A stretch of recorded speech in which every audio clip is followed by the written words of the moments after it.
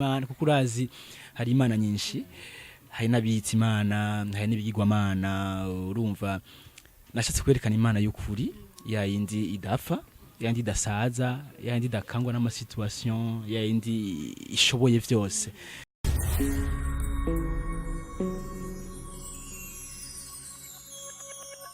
Abanyonyi wa Black TV ndabaramukije cyane, ndabaha n'ikaze ni mu kiganiro Shalom nkuko musanzwe mubizi. Ni miganiro sanzwe tumenya byinshi ku baririmbyi b'indirimbo z'Imana za gospel. Uyu munsi nkabafise umutumire, akaba ari umwe musanzwe muzi vy'uko ariko arakora mwe bidasanzwe, akaba ari CLAUDE NIZI. Mukaba muza kumva byinshi kubijanye n'indirimbo ziwe. Ndakora mu kigenda guha n'ikaze. Murakoze cyane, turishimye cyane kuri kano kanya muduhaye. Tubazi ku ndirimbo zishika nka wit, ariko novuga izamenyekanye cyane, novuga zose zaramenyekanye, ariko vy'ukuri izakoze ku mitima y'abantu benshi nzi inyuma ya sigaho yangereyemwo n'izindi nyinshi, n'iyindi tuza kuvuga Nashatse yitwa uri original. Umuntu ashobora kwibaza ati none umuntu yatanguye gari ko tutamubona kandi afise talent nk'iyi. Murakoze. Ubundi CLAUDE NIZI natanguye umuziki nawuhereye mu bwana, aho natanguye muri Sunday school, kwa kuntu umuntu bamujana gusenga bakamukundisha Imana. Niyo naza kudekura confession mpano kuririmba no gucuraranga, hamaca ndabibamwo. Ndakomeza ndevoluwa mfashije na Centre Jeune Kamenge. Gushika no munsi nikuvuga no banatanga umuziki nkifise nk'imyaka 10 gutyo canke 15 y'amavuka. Yego. Tumaze kubona indirimbo vy'ukuri uririmba, n'indirimbo novuga zifise amajambo akomeye, kuko mvuze amajambo akomeye niwetse ko muco mwitaho. Hari indirimbo usanga umuntu imegaracisha ko, ariko hari indirimbo vy'ukuri umva ko ari amajambo akora ku mitima y'abantu benshi. Inyuma yasigaho yangereyemwo ubunye haje original, uri original. N'indirimbo nayo imeze gute? Uri original ni indirimbo twashize ku ma réseaux sociaux ni sikera cyane mu misi miki heze. Nibaza yuko yamaze gutangwa gusirikira.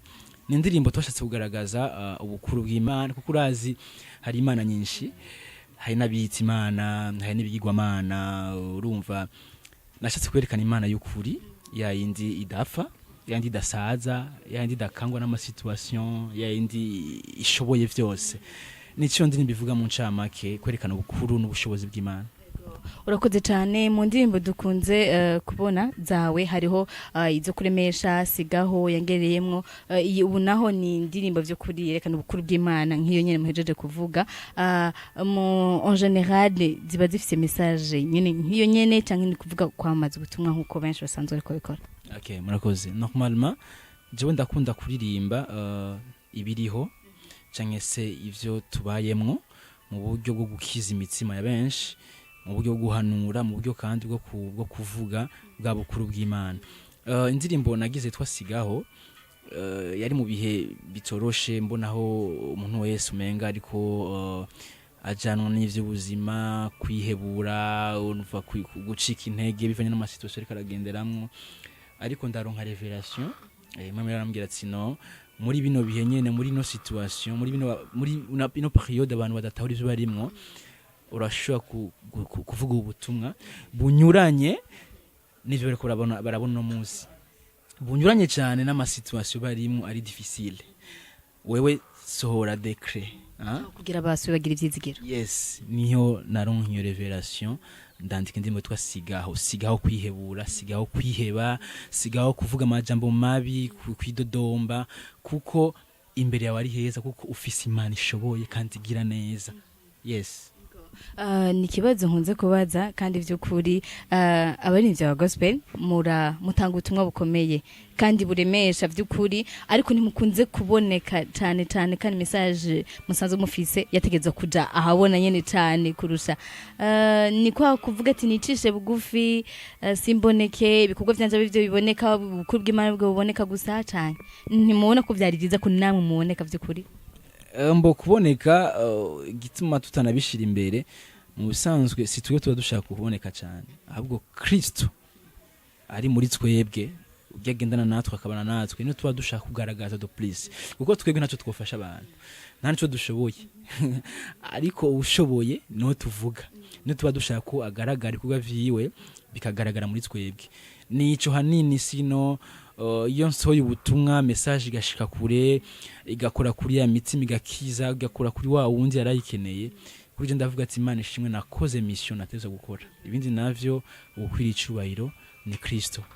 Nk'umuntu akiri muto nk'umujene by'ukuri asanzwe afise iyo talent idasanzwe Imana agiriye neza ugashobora no kuyimenya kuko hari abamenya ubwo butunzi bafise mugani babimenye mukabona kandi n'indirimbo zanyu kunzi ko zirakundwa n'indirimbo z'Imana ariko hari igihe umuntu acigira ndatubwibone canke naho akumva mu gihe mwabonye nyene feedback y'ibikorwa mwakoze muba mwifatiki canke niyihe inspiration yindi biba normalement ivyo abantu benshi bakunze kubivuga ariko naguma mvuga ikintu kimwe burya ico wakiriye kiba gifise kimaze kinini nya gusumba ivyo tubonesha amaso canke n'ivyo batuvugako jewe nakubwiye yuko ivyo nkora byose ntabwo ari kubw'inkomezi zanje canke kugira ngo niryohere seulement ahubwo intego yanje beat yanje iri principal nuko mba nkeneye yuko produisant cyangwa se ubutumwa bwanje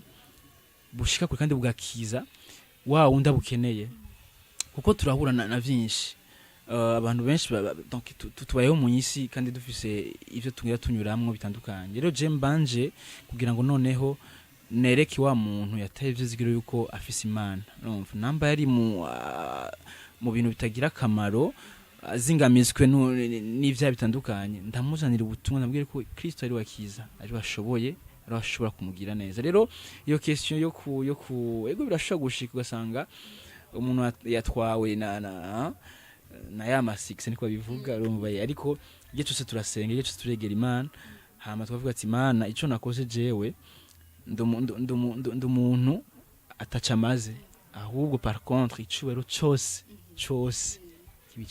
Amen. Indirimbo uri original ni indirimbo imwe mu ndirimbo wit ariko nta niba ntihenze nta na rimwe ndumva ngo mwateguye concert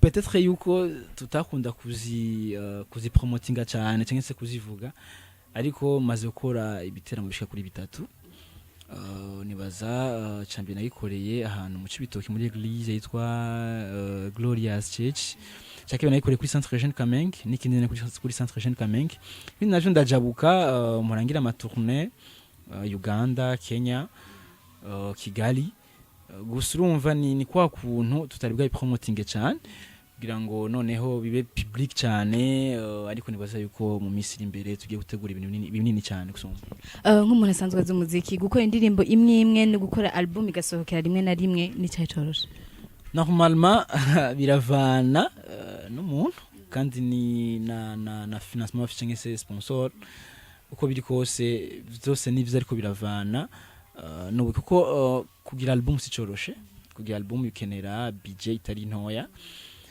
no kugira kandi indirimbo imwe amasingo nayo nyene ntivyoroshe urumva ariko biravana n'umuntu ingene yabayipanze niko no bivuga tugushimye cyane byo kuri tugutera n'intege kuko indirimbo na message ziba zirimwo ntibiba bisanzwe kandi bifasha benshi ndanabatumirira indirimbo zanyu nibaza ko atani muri kuri CD bashobora kuzitora ku YouTube nibaza ko inyuma ya zige zinavuze sigaho yangereyemwo na uri original utwibutsa yandi matitre y'izindi hariho sigaho uri original hariho n'indi yitwa ndamwemera hariho n'indi yitwa kandi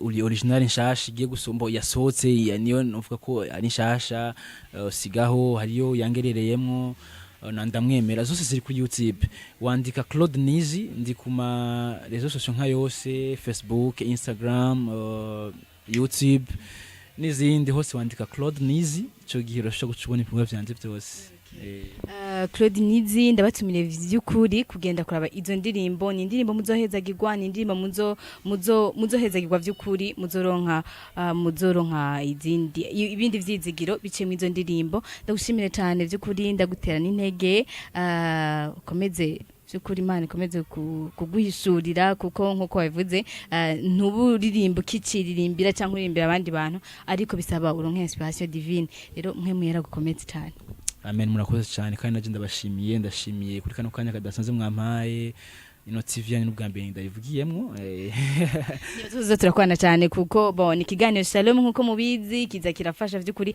abantu bafise basanzwe korera mu ndirimbo za gospel urumva kenshi muraho ikaze. Okay nukuri murakoze cyane bizotugwa neza kandi turabanguka twize kumvira.